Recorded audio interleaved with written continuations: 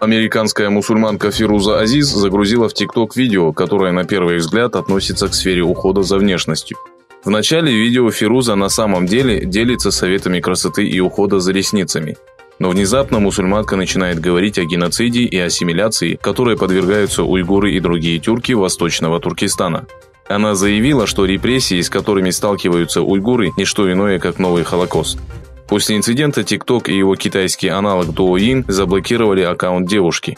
Об этом Фируза Азиз сообщила через свою страничку в Twitter.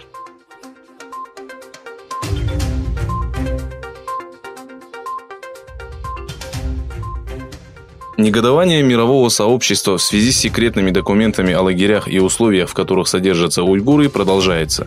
Отметив, что обращение к администрации Китая с требованием прекратить нарушение прав человека не даст результатов, издание Frankfurter Rundschau заявило, что Пекин отрицает все обвинения и считает это вмешательством во внутреннюю политику.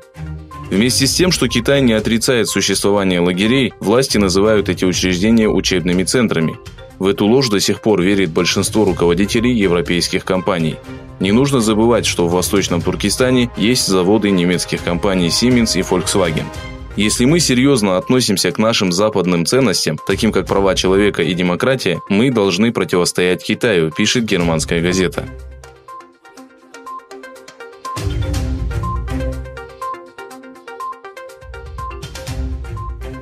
Госсекретарь США Майк Помпео заявил, что одних только усилий сил безопасности Гонконга недостаточно для того, чтобы остановить продолжающиеся протесты и насилие.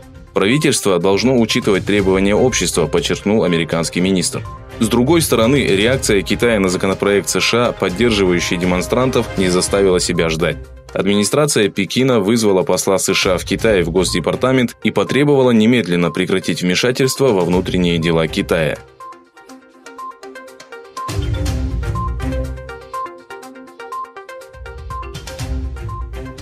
После телефонных переговоров представителей США и Китая, президент США Дональд Трамп объявил во вторник, что первый этап торгового соглашения близок к завершению. Во время интервью телеканала Fox News Трамп сообщил, что оттягивает торговое соглашение для того, чтобы получить выгодные условия.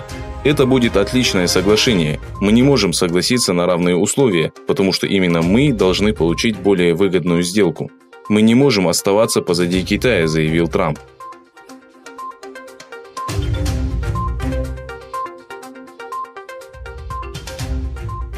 По словам командующего военно-морским флотом Ирана контр-адмирала Хусейна Ханзади, в ближайшее время военно-морские силы Ирана, России и Китая проведут совместные учения в Оманском море. Во время пресс-релиза по случаю Дня военно-морского флота Ханзади заявил, что предварительная подготовка предстоящих учений завершена.